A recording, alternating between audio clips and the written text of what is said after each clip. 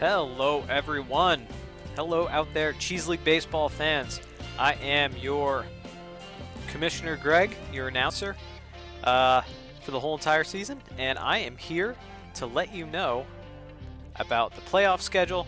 I'm also going to give you some updates on where the team's line ended, where everything kind of ended up with the whole season. And as you can see, as I hop into the game, this is how the playoffs ended up. So the Rampage, with their last win over the Strongmen, game number 120, they won 5-0 over the Strongmen.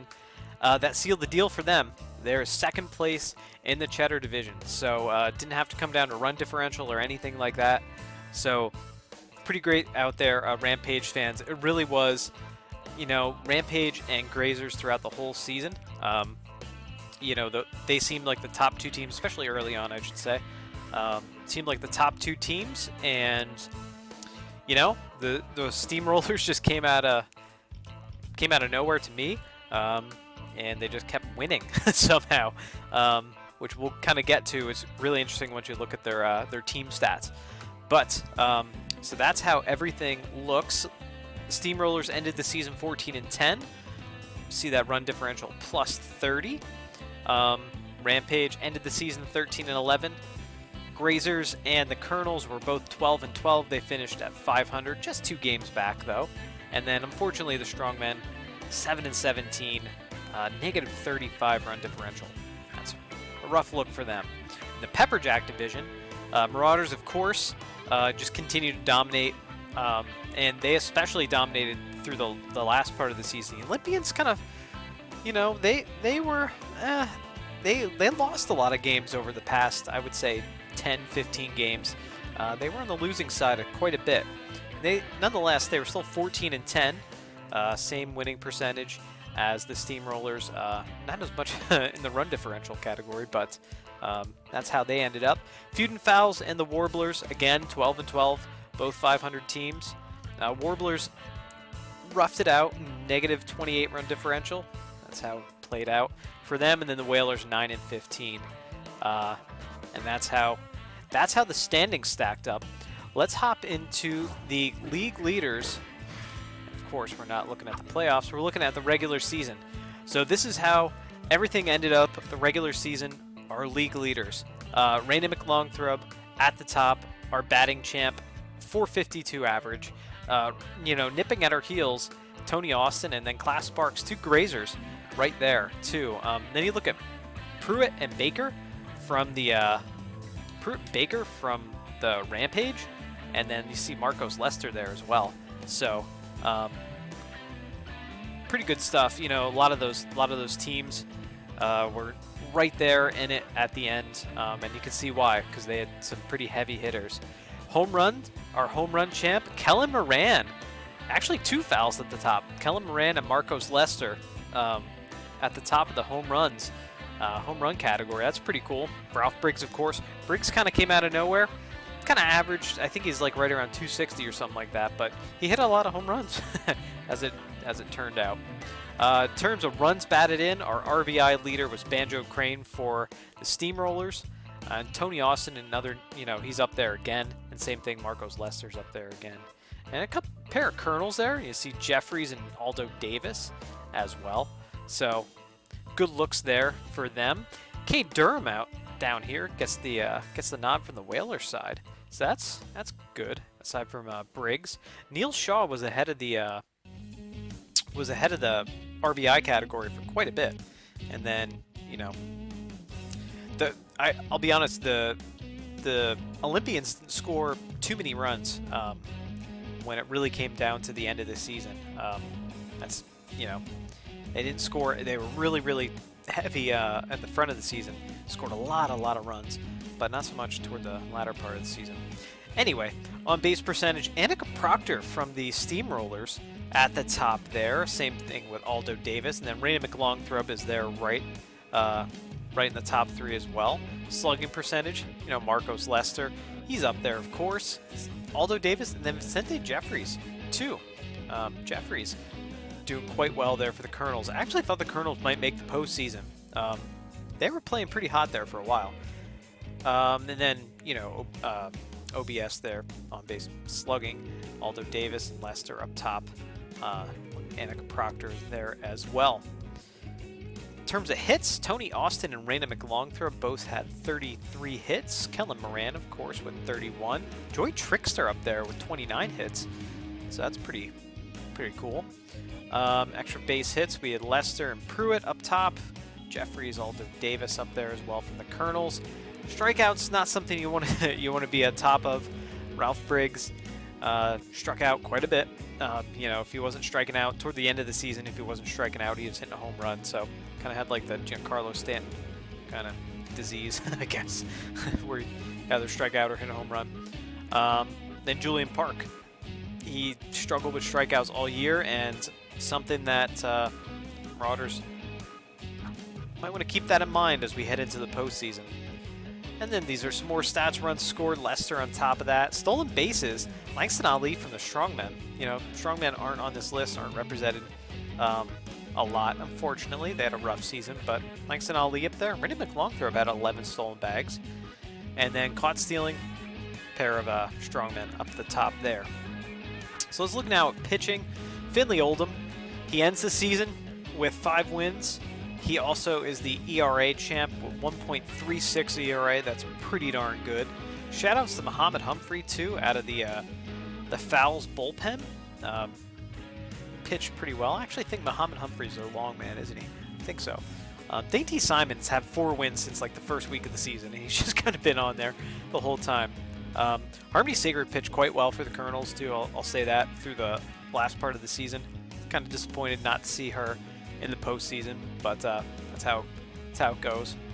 In terms of saves, Brennan Dickerson from the Marauders, 6 saves, pitched quite well out of that bullpen, that closer role. Marcos Graham also there for the Rampage. And then the Olympians, Mitchell Bree, Landon Kramer too. Actually, now I'm looking at it. There's the Marauders. The Rollers aren't represented anywhere in the saves category, and not an ERA, but Damian Hill did have 3 wins. I think we'll see some more Rollers here. In terms of whip, of course, Oldham has the best whip. You know, that's just how it goes. Farley and Gordon from the Marauders side did pretty good all season. In terms of opponent batting average, this is good. Bud Benetti, Bo Lawson up there too for the Fowls, so good shout out there for the Fowls. Strikeout leader is Bo Lawson as well for the Fowls, so that's awesome. Maybe build around that. Clarissa Newman from the Whalers did quite well on that as well. She's a good strikeout pitcher, especially I think her last couple starts she pitched quite well. And then Raymundo Gordon up there for the Marauders. Jet Check there too. Jet Check, actually, he had quite a few strikeouts, I think, one of his last games as well, if I do recall. Bud Benetti's there as well. And here's just some more pitching stats: strikeouts per 9, walks per 9, then strikeout walk ratio. See a lot of familiar names up here, and that's to be expected. Let's take a look now at our team stats, and we're going to start with the Steamrollers, just because that's where it stopped. So for the Steamrollers, this is an interesting thing about the Rollers. They are a scrappy team. If you look up and down their lineup, Annika Proctor's hitting 368. We got Johnston hitting 296. Pace hitting hitting 375. And then Hopkins at 281. So, you know, only 2 people in their lineup hitting above 300. A couple others like around there, but you know, Jericho Dozen Rolls, Banjo Crane, Chuck Rocket, you know, some of these people, Alex Clark at third base, Best, your catcher, they're just a scrappy team. They were really good with timely hits, and that's pretty much what really saved them. That's how they got into the playoffs. Timely hitting, and then pretty good pitching. You see out of Cardasco Schroeder, Damian Hill, we talked about Bud Benetti, I think even Poke Mena. I'm looking at my notes here. I believe Poke Mena actually had a good last start against game 119, actually, against the Grazers. They won 7-2. So Poke Mania had, I think he got the no decision there, but yeah, he did get the no decision. But nonetheless, he pitched well. He's that kind of side armor. So good stuff from them. I mean, you look at Nixon and Hoots Elliott. Hoots Elliott's a little, I wouldn't trust him too much, even though he's 3-0 somehow, but he scares me when he comes in. But yeah, that's kind of, timely hitting. Not a lot of people hitting for average here, but timely hits, and then good pitching. That's really been saving grace for the Steamrollers. That's why they ended up the season at the top of the Cheddar division. All right, we're going to go right to the Strongmen. Take a look at their stats. Fortunately, the Strongmen just had a rough season. They really, really did. Good outings, obviously, from Langston Ali, hitting 338. Serenity Hilldown, she was hitting 300 until the very last game of the season. Now she's ended 289. Ogle Corker, 319. And that's about it. Just the rest of the team really, really struggled to put it together. Tucker Bauer, I'll say Tucker Bauer hit a lot better toward the end of the season. He's a good base stealer, and like to see him get on base a lot more. Burns well. Just like to see more production at the third base spot. Gomez started the season really hot, hitting a lot of home runs, and then just cooled off quite a bit. So unfortunately, that's how things played out for them. And you could see really the downfall, not only not scoring runs and not getting big hits, but they got roughed around a little bit. You see their high ERAs. Drill Woolmate, just unfortunately, Woolmate and Robertson and Gallegos just didn't get it done out of the starting rotation. And then even more so, their bullpen just really, really struggled to put things together. So that's how things ended up for the Strongmen, unfortunately. So we'll have to see what the offseason holds for them. And we'll have more on the offseason, how that's going to pan out, what that will look like. More on that to come. There's a lot of moving parts to that I've kind of built in for Cheese League Baseball. Involves rolling dice and other things. So just like the D&D player in me. So we'll see how that plays out. Now we're looking here at the Warblers, and Warblers were another team that really, really struggled. You saw their negative run differential was like negative 20 something. And again, it was just because they didn't get timely hits and they didn't have a lot of people hitting for average. Outside of Tim Barneswell, look on this lineup, and Bull Holloway, who played quite a bit toward the end of the year, or actually, throughout the year, even though he's a bench player. Not a lot of people hitting for average. Kenna Watson hitting 288, so that's good out of that shortstop role. But other folks really struggled. Judy Charles should be a power hitting third baseman. Really, really struggled. Nico McLongthrope hit 189. Blake Ortiz 184. So yeah, this team really struggled. Despite some pretty decent pitching, I would say. Mike Griffin and Hammond weren't terrible all year.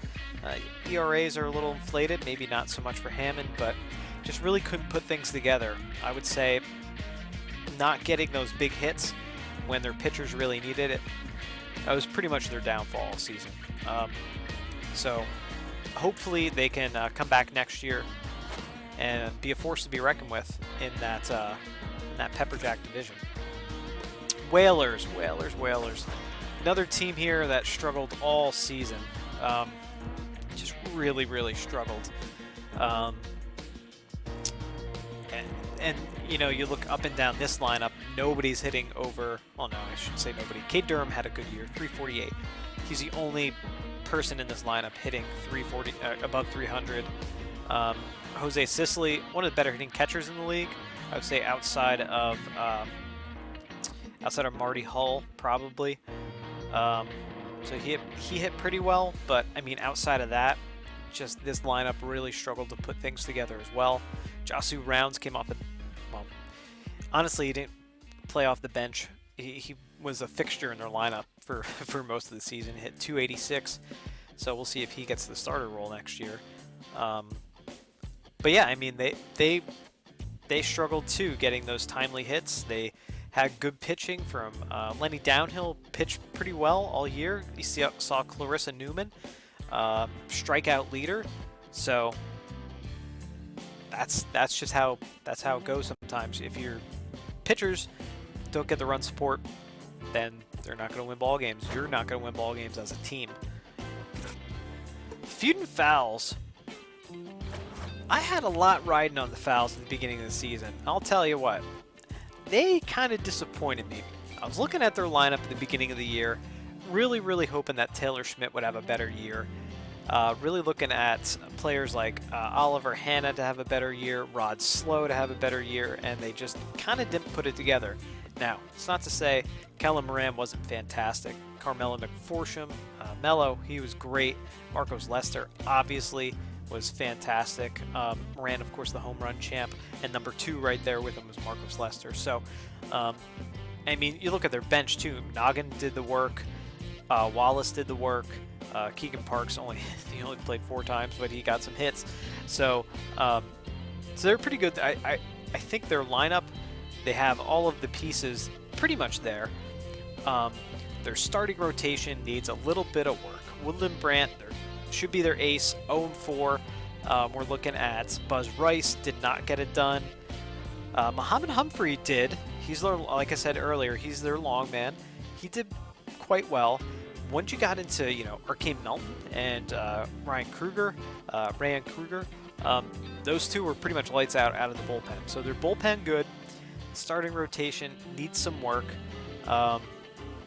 That's how it kind of worked out for the Fouls. They did win big, though, 10-6, their last game of the season. So they were able to end the season at 12-12, and that was good for the Fouls and good for the Fouls faithful. So we'll have to see what happens with them next season and the off season too. Maybe they can pick up a pitcher from somebody else. Maybe somebody will opt into free agency. We will see. Grazers. This is a heartbreaker. It really is, because the Grazers at the beginning of the season, not even the beginning of the season, throughout the season, you look at up and down this lineup. Berg, 329. Yellow, 333. Who do we have? Austin, 434. We have Esperanza, 325. Torres, 306. Sparks, 413. Rasmussen, backup catcher, 375. This lineup is so deadly and dangerous. But, they just ended up being stacked with the Colonels and with the Rampage. And then the Rollers got really hot. It's unfortunate, if the Rampage would have lost in game 120, it would have come down to run differential, and I think the Rampage still would have made it, because it would have came down. It would have been actually a 3-way tie between the Rampage, Grazers, and the Colonels for second place. But again, coming down to run differential, Rampage had it anyway. But they were right there. Grazers were right there all season. They had pretty good pitching from Osborne, and their bullpen just kind of struggled a little bit. Dorsey and Houndstooth, he pitched well out of the long man role. Reese Holloway was kind of roughed around a little bit. But yeah, their starting rotation, Raymond especially, Hetty Robertson, just weren't able to do it. Dixon was roughed up quite a bit, had a couple of outings. So, again, maybe that missing piece for the Grazers for next season is just a really solid starter to back them up. So, we'll have to see how they end up next season. Take a look here at the Colonels. Colonels. Again, they were right there. They were right there in that Cheddar division. Right there with the Grazers, right there with the Marauders. I think even right there with the Rollers once the Rollers got hot. So look up and down this lineup. Pretty, I would say, mediocre hitters. Well, I wouldn't say mediocre. Average to above average hitters. Fry was pretty decent all year. Nico Hendricks, guys that got big hits. Aldo Davis had a fantastic year, 397. Marcus Gangdon stepped it up a little bit, 257. But, Thicket really struggled. Lando Wentz super struggled. Leon Samford, he hit okay. Moises Nicholson needs to hit better. Vincente Jeffries ended up playing quite a bit and ended up being one of their better hitters, so maybe he'll be a starter for them next season. And look at that, we didn't even see Ethan Gentry. That's pretty funny this whole season. Actually, he didn't start a game. Didn't even get anything. So yeah, I mean, they were right there. Like, again, they're kind of like the Steamrollers, where there's a couple of people, really carrying the team, but they just couldn't put it together. Maybe it was their schedule. Maybe their schedule was really tough. We'll have to see. I do know that the Colonels, they ended their season early. They played their last game quite early, and then a bunch of teams kind of had to catch up to them. So that could have been it. It's just a condition of how the schedule lined up.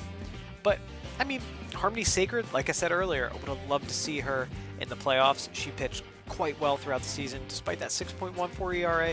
I think she's a pretty darn good pitcher. They have all the pieces there. Jaime Woods, Burdock, Gresham Dawson came out of the bullpen quite a bit and pitched well. I think they have all the pieces there, so I think they're going to be a force to be reckoned with next season.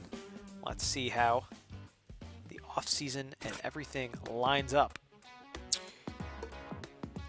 So here they are, the Marauders. I believe the Marauders are the #1 seed out of all the teams in Cheese League Baseball. And it's no wonder why. They were great all season. I honestly thought that the Olympians were going to run away with the Pepperjack division, but they didn't. And yeah, I was kind of surprised by that when the Marauders just kept winning. And this is the big thing. Marauders kept winning ball games against the Olympians too.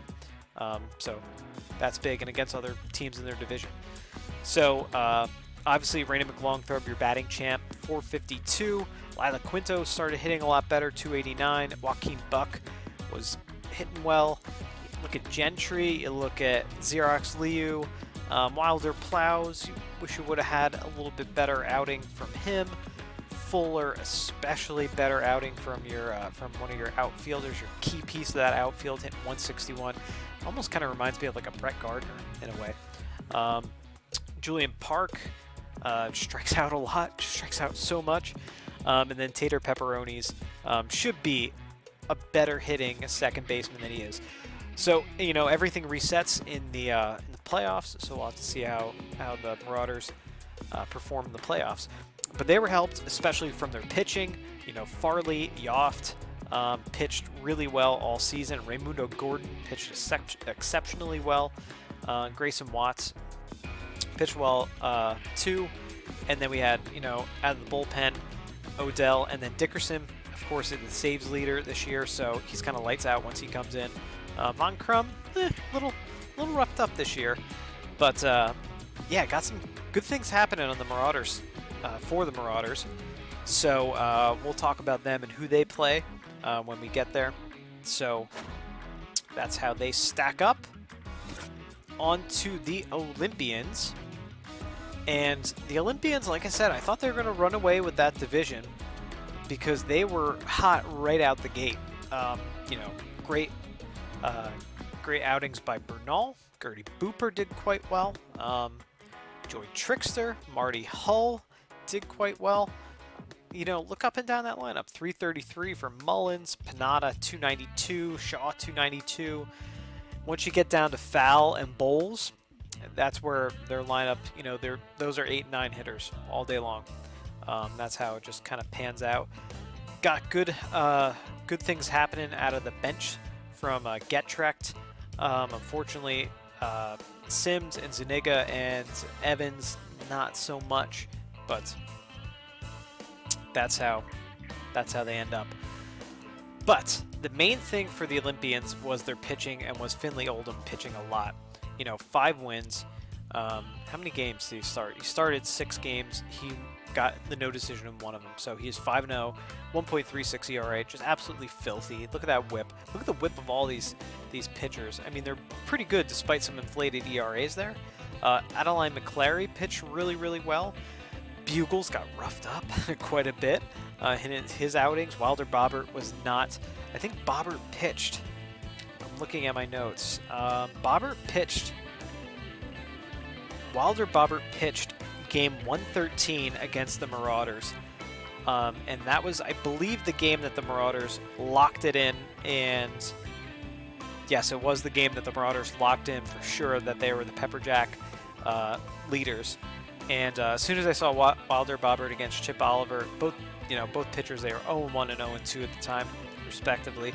I just didn't have a good feeling about it. Bobbert was just not on point all season. Blaze Mercado, Moises Mercado, and then Mitchell Bree. Bree didn't have the best outing out of that closer role. Blaze Mercado pitched pretty well. We'll have to see how they line up. Actually, against this team, they're going to be playing the Rampage. Oh, I'm sorry. No, they're not. Never mind. Take that back. I have they're going to be playing the Rollers. I have Rollers written down instead of Steamrollers. So I saw the R and I just went with it. But we'll get there. So last team to look at is, of course, the Rampage. And down to the final game, again, that win over the Strongmen. And that's how things ended up for them. This lineup was deadly all season as well. You look at Webb, Pruitt, really great. Even Micah Gilmore stepped it up a little bit. Kyan Baker. Let's see. Lucian Sparks hit 290. And then we have Cass Parsons, 329. I mean, just this lineup is just really, really good all season. Derek Peichel off the bench, 281, so that's good. Wayne Payne, not as much. Peck, as always, their defensive replacement at first base. So Valentino Chang, would like to see him hit a little bit better, and especially Kason Prouse behind the plate. But they were pretty good all season. Despite some of the inflated ERAs you see out of Colorado Buchanan, 5.81. Despite that, I think they pitched quite well. 3.26, 3.73, 3.34 for Sims, Kramer, and Czech. Not too bad, kind of middle of the road. Dainty Simon, he slowed down a little bit. He was like really good right out the gate for them. Out of the bullpen, he slowed down a little bit. They're a little inflated ERAs there for them, but then Marcos Graham is really good in that closer role. So they're a good hitting team. You see a lot of home runs here too. A lot of folks with a lot of home runs. You can tell a lot of RBIs. So we will see how they fare as we, I think we're over. Yes, we end the look at the stats, and we take a look here. I already see kind of a preview here of what it's going to look like for the playoffs. So, our playoff announcement. Game number 1 will broadcast Thursday, September 17th, 8 p.m. Eastern Standard Time, live on YouTube, here at Geek Cheese YouTube. That's your home for Cheese League Baseball. And it's going to be the Olympians versus the Steamrollers. So it's a best-of-5 series. So that means that the Rampage versus the Marauders, again, best-of-5. So we will see how that goes. The first game, Thursday night, is Finley Oldham on the hill for the Olympians and Cardasco Schroeder on the mound for the Steamrollers. So really, really good game. We will see how that game pans out. Yeah, I'm excited, folks, for the playoffs. I'm excited to see how everything happens. I'm excited to be broadcasting these games live. Be sure to follow us on Twitter at geek_cheese. That is where you'll get your playoff game announcements. So that is important. And this is going to be interesting for me because I will show you that I have a Jericho Dozen Rolls shirt for the Steamrollers. I love the name Jericho Dozen Rolls. I think that is hilarious. And I also have a Gertie Booper shirt. So big Gertie Booper fan for the Olympians. So I'm not biased toward any team. I just like those names. and that's why I got the shirts made. But it'll be interesting to see which of these two teams can kind of win. If I was betting, I would say Steamrollers, just because they've been hot, and they've been hot honestly for this last half of the season. But don't count those Olympians out, especially if Finley Oldham on the mound to start this game. It's going to be really interesting. So we will see what happens, folks. But again, be sure to follow us here, Geek Cheese on YouTube. That's where you're going to see all of your games, live broadcast, and we'll see how that works out too. So bear with us. And yeah, that is it. Thank you so much, everyone. Honestly, when we started this project I started this project back in April, before baseball was officially on, and then I had set the start date. I was like, I am gonna work ahead. I'm gonna record a bunch of games, and we're gonna do opening day on July 4th, and worked for a solid month and a half to really put this together and to make this as much of a true baseball season experience for all of you.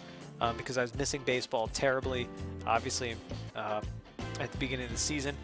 So I'm hoping that all of you really enjoyed the games, enjoyed the broadcast. 120 games with stat shows. I think it's like 65 hours of content. I'd enjoyed every single second of it, and I'm so excited to be broadcasting our games, our playoff games, live on YouTube. So it's going to be lots of fun, and we will see who will head home with the Cheese Cup. So let's see what happens. But again, follow us at Geek_Cheese for your Cheese League Baseball news and schedule announcements for the playoffs, and follow us here, Geek Cheese, on YouTube, your home for Cheese League Baseball. Everything, of course. Before I leave you, folks, and take a little break for a couple days and see you live on September 17th. Before I do, please go out and buy Super Mega Baseball 3 on as many platforms as you can. This is the absolute best baseball game ever made. It is better than the show. It is like the show, MLB Power Pros, and RBI Baseball and King Griffey Jr. Baseball all just like had a baby and created the best baseball game, the best baseball experience that you will ever have, whether you play on Steam, as I do right now, whether you play on Switch or Xbox, as I have as well, or PS4, 3, whatever one is out now.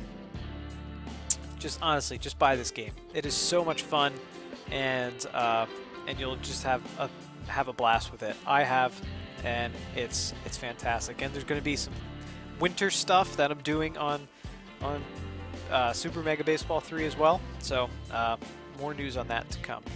But that's it for me today. Thank you so much for watching this video and for joining us all season, and I will see you Thursday, September 17th for the playoffs. Thanks, folks. See you soon. Bye.